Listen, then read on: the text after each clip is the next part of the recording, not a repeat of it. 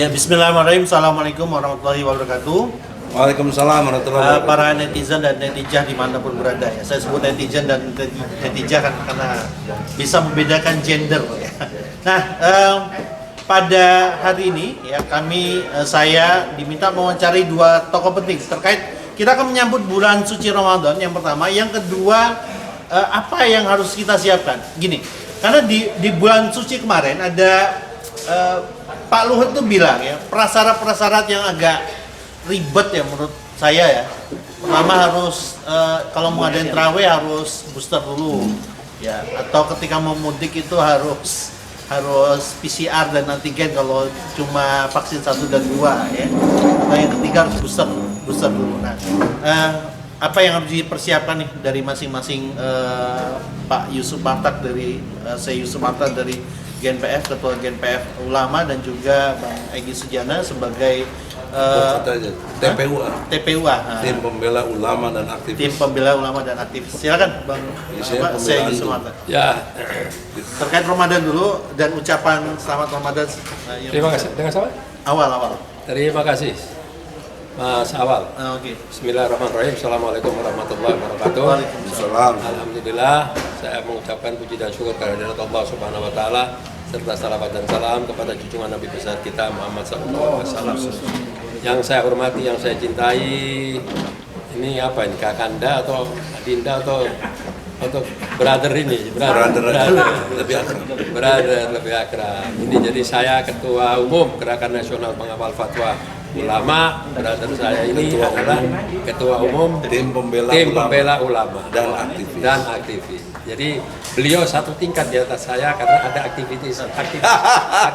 Ini gitu. cuma ulama doang ya? Nah, saya cuma ulama doang. Gitu. Bobotnya beratan saya, karena ulama yang disangkutan. Pengawal lagi. Pengawal. Jadi alhamdulillah. Jadi pertanyaan tadi ya sangat lucu saja. Pertanyaannya substansinya bagus, tapi referensinya lucu gitu. Kok ada orang yang tidak beragama Islam, non-Islam, yang kapasitas sebagai menterinya pun tidak ada kaitannya dengan agama, tapi ikut celometan ngelarang orang untuk beribadah. Pertanyaan saya, apakah di rumah-rumah ibadah yang lain juga diperlakukan sama atau tidak? Nah, selama ini kemana? Yang terakhir itu di Mandalika itu apa yang terjadi? Ada nggak pembatasan-pembatasan kepada kru pembalap dan lain sebagainya? Kok enak pembalap nggak pakai baju, telanjang badan, boncengan sana sini, nggak pakai masker nggak apa-apa. Kok umat Islam selalu yang dikotak-atik? Bilang aja sama LBP, hadapan sama saya aja deh kalau udah urusan agama deh. Saya udah capek deh kalau udah urusan agama orang ikut-ikut. Ya, bukan apa-apa, ini bukan saya arogan, enggak. Tapi janganlah kalau mengeluarkan peraturan tuh yang normal, yang rasional. Orang yang mau bersolat, kalau ngerti agama beda nasihatnya. Kalau ulama yang melakukan pasti berwudhu lah yang baik, cuci hidung sebersih-bersihnya, berkumur yang baik dan lain sebagainya. Beda sama orang non-muslim. Kalau non-muslim memberi masukannya jangan rapat ini soft direnggangin. Setiap azan, setiap sholat mau dimulai, imam itu rata-rata sunnahnya menyampaikan rapatkan barisan. Karena rapatnya barisan itu adalah kesempurnaan dari sholat itu sendiri. Nah, masalah yang sudah terjadi sudah kita lalui. Bukan lagi longgar, bahkan longgar sholatnya sudah tidak ada di masjid. Kita sholat id di rumah pernah, terawih di rumah pernah. Segala sudah dilakukan umat Islam. Sekarang umat Islam saatnya berbondong-bondong ke masjid, berbondong-bondong sholat, berbondong-bondong merapatkan barisan. Sebelum berbondong-bondong ke masjid dan merapatkan barisan sholat, tolong periksa kesehatan. Kalau yang belum vaksin, itu peraturan yang pasti kita iyain untuk negara. Yang belum PCR, kalau meragukan PCR, kalau ada orang sakit di masjid, ya orang itu yang diobati, bukan masjidnya yang diobati. Ya, karena apa? Mau di masjid, di warung, di mall, di toko, dimanapun, orang itu kemungkinan kena COVID itu pasti ada. Jangan karena ada satu orang terus masjidnya ditutup. Wah, itu seperti seolah-olah masjid itu penyebar virus atau tempat itu penyebar virus. Tidak. Jadi bukan itu. Jadi sudahlah, marilah kita ini sekarang menyambut bulan suci Ramadan, Syahrul Ramadan, Syahrul Mubarak, Syahrul Syam, Syahrul Barokah. Ini bulan-bulan berkah, bulan-bulan suci, bulan-bulan ayat suci Al-Quran diturunkannya pada bulan suci Ramadan. Jadi apa? Mau jadi Saifuddin Ibrahim? Yang satu ngelarang sholat berjamaah di masjid, yang satu menistakan agama melalui ayat suci Al-Quran. Nah ini nggak benar, jadi yang nggak benar nggak usah didengerin. Kok orang satu mengatur semua negara ini? Paling sebentar lagi juga berangkat, kalau nggak saya dia dulu yang berangkat. Oke, ucapan selamatnya kepada kaum muslimin untuk di bulan suci Ramadan.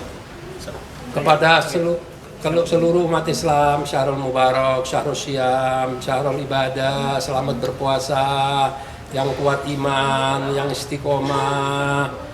Sholatlah di masjid 5 waktu, lakukan taraweh, bangun tengah malam tahajud, baca ayat suci Al-Quran, tekan kesabaran, utamakan dengan sodako, amal. Itulah yang kita harapkan dari umat Islam. Insya Allah negara ini berkah, insya Allah ini negara makmur, insya Allah negara ini akan kaya selama-lamanya. Kalau benar-benar umat Islam diberi kemudahan, didukung, dan di ibadahnya juga disupport, dan diberi dukungan yang sebesar-besarnya oleh pemerintah. Terima kasih. Ya, Bang Egy, Ya. selanjutnya Bang, tentang Ramadan dan persatuan. Tadi sudah dibahas banyak. Bang Egy seperti apa nih Bang? Ya, Bismillahirrahmanirrahim. A'udzubillahi minasyaitonirrajim. Bismillahirrahmanirrahim. Kutiba alaihimusyam kama kutiba alal ladzina min qablikum la'allakum tattaqun. Jadi saya ucapkan selamat ibadah suci di bulan Ramadan ini dan sampailah kepada jenjang ketakwaan.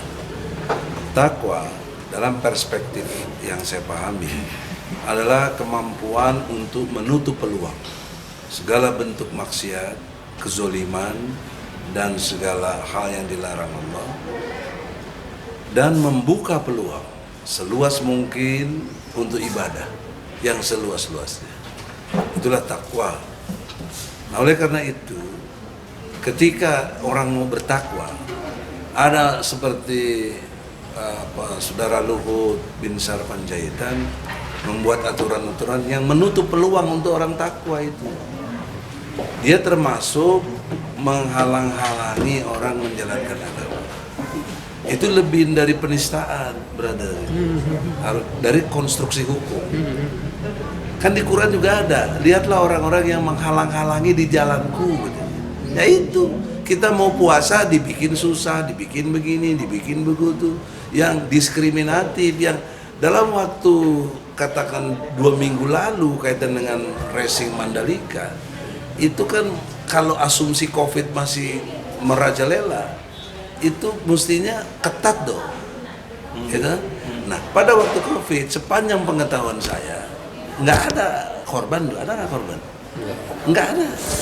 Ratusan ribu, kurang lebih saya ingat ada di narasi TV itu 150.000 orang dalam 2 season ketemu dalam GP Mandalika itu motor. Nggak ada yang kena. Loh kok ketika nanti masih agak lama bulan Ramadan ini ya mau muncul, kok langsung dibikin aturan-aturan yang seperti itu gitu? Itu kan menghalang-halangi namanya. Cuma rakyat kita ini kurang paham gitu. Atau ulama-ulama kita tuh berbaik sangka terus. Makanya saya senang tadi ucapan brother Yusuf Marta ini, kalau udah soal agama lawan gua aja deh. Itu sangat bagus dan saya berposisi lawyer Anda. Allahu Akbar. Bela ulama dong, harus. Karena ini udah jelas yang dimaksud dengan menghalang-halangi agama itu sudah ditunjukkan oleh Luhut bin Sarpanjaitan. Nah, jadi poin pentingnya adalah kita ini kan mau puasa. Target puasa itu orang yang takwa. Takwa sudah saya kasih tahu tadi, definisi secara milenialnya, kontemporernya yang terbaru, yang orang nggak terpikir, tapi ini masuk takwa.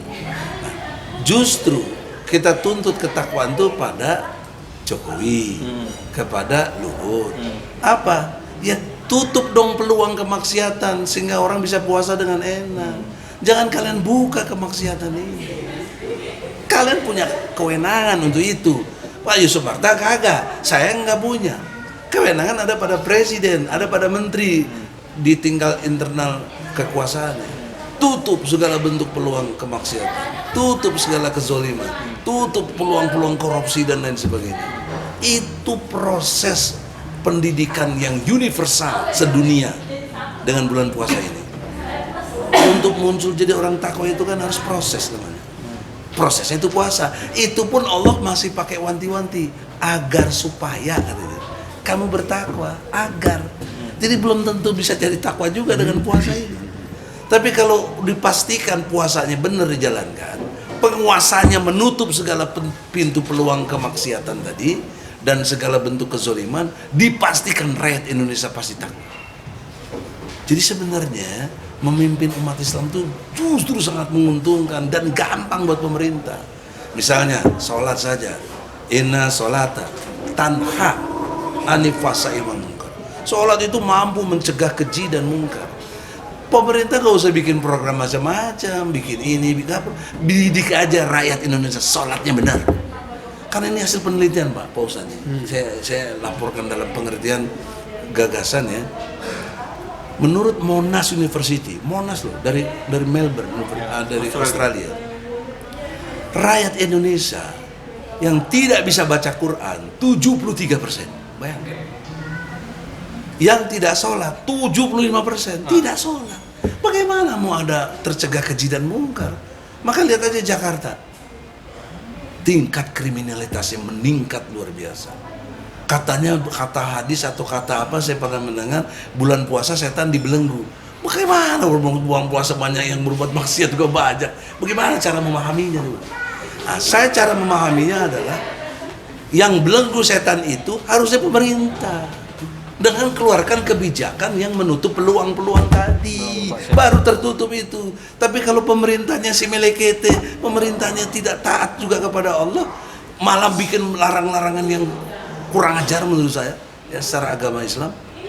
Itulah yang harusnya diingatkan, dinasihatkan untuk supaya lu yang takwa gitu, sebagai pemerintah.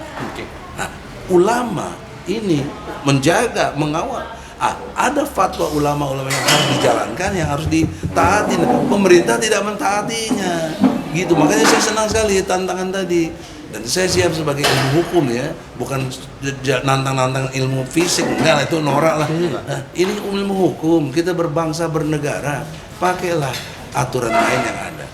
Nah, yang terakhir saya kira nggak ada gunanya saya bilang selamat bulan puasa, tapi pemerintah tidak bertindak, gitu terhadap hal-hal yang orang menjadi berbuka puasa dalam tanda kutip apakah kesengajaan atau tidak, karena tidak dikondisikan.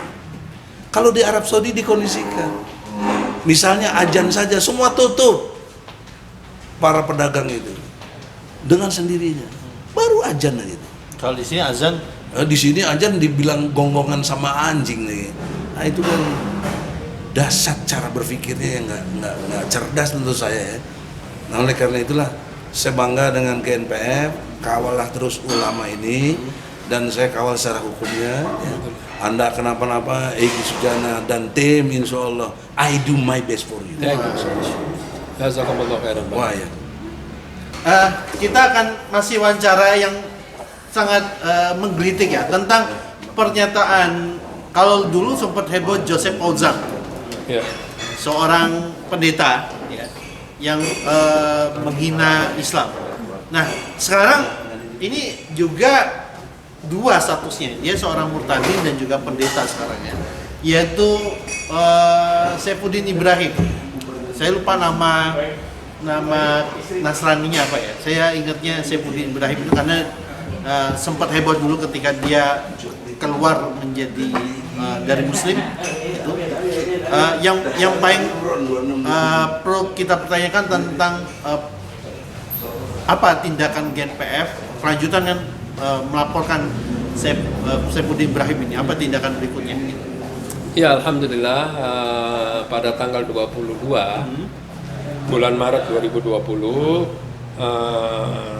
setelah kami mempunyai persiapan lengkap, kami membuat analisa dari sisi hukum dan meminta keterangan-keterangan daripada ahli-ahli, yaitu ahli bahasa, ahli IT, ahli agama.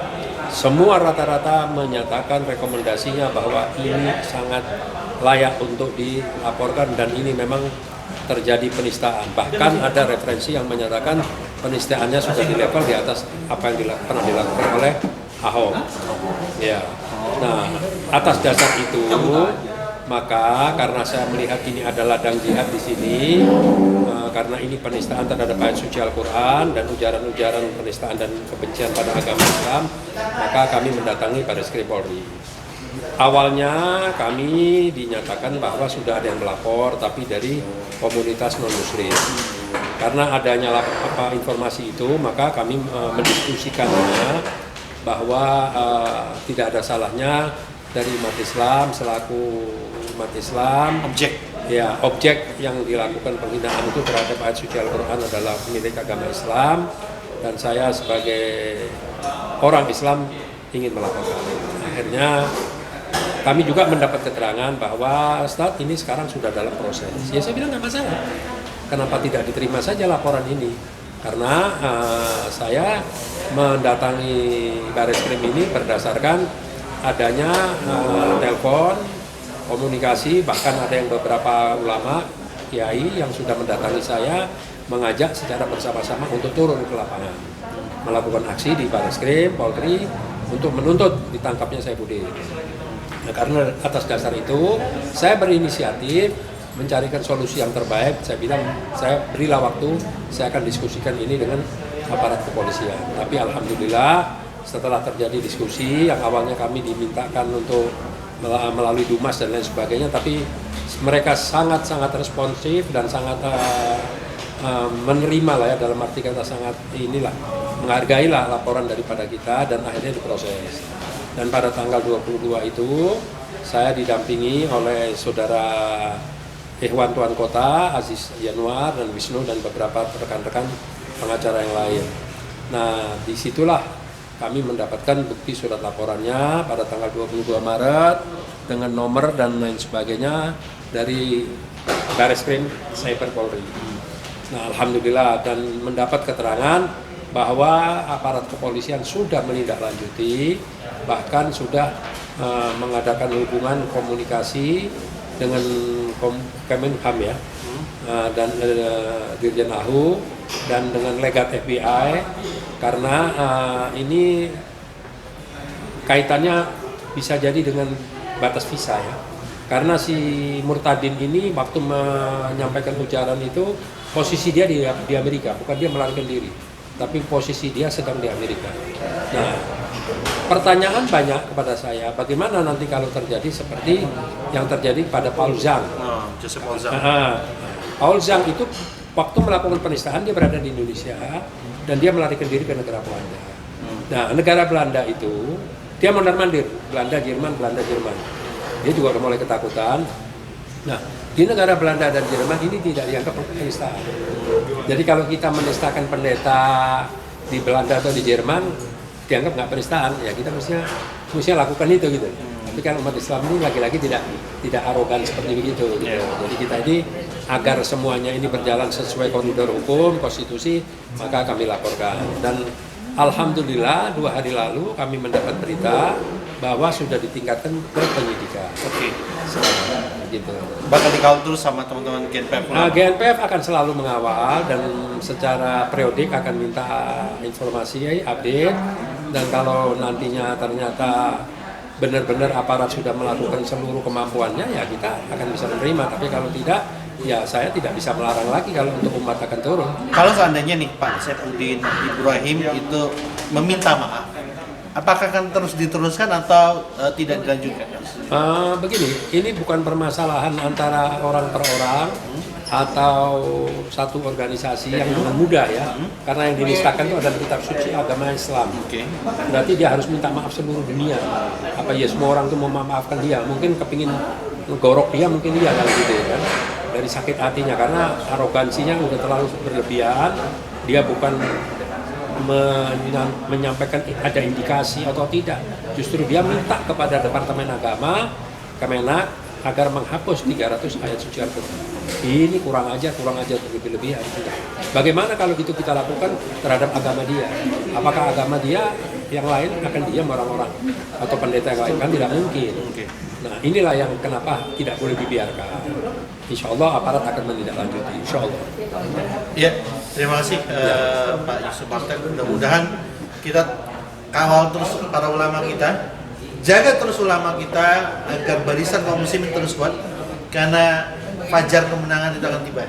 Amin, insya Allah. Ya, fajar kemenangan umat Islam itu akan tiba. Ketika umat Islam menang, tidak arogan, tidak akan melakukan pemusnahan massal segala macam. Karena Islam itu adalah agama rahmat bagi seluruh manusia. Dan umat Islam Indonesia ini nasibnya berada di Wapres dan berada di tangan Majelis Ulama Indonesia. Kita harus berdoa, kita harus memberikan masukan, dan insya Allah Majelis Ulama dan Wapres ini sadar. Amin. Sadar dalam arti kata mau berbuat, mau menindaklanjuti, mau berdiskusi, berkomunikasi dengan pihak aparat. Karena ini sudah saya suarakan jauh-jauh hari waktu periode saya masih di MUI. Saya sudah sarankan agar segera mengundang Kapolri mulai zaman Pak Tito, zaman Pak Idam Aziz. Kenapa tidak dilakukan? Agar mereka itu tahu bahwa ini tidak boleh, ini penistaan. Jadi aneh kan, ironis kan, di saat ada pelapor diminta fatwa MUI. Di saat membuat peraturan tentang sholat, tentang tarawih, tentang ini, MUI tidak dilibatkan, Wapres tidak dilibatkan. Berarti sudah tidak dianggap lagi nih yang namanya Wapres sama MUI. Ya kasihan sudah. Jadi terima kasih. Ya, assalamualaikum warahmatullahi wabarakatuh. Waalaikumsalam warahmatullahi wabarakatuh. Takbir. Allahu Akbar.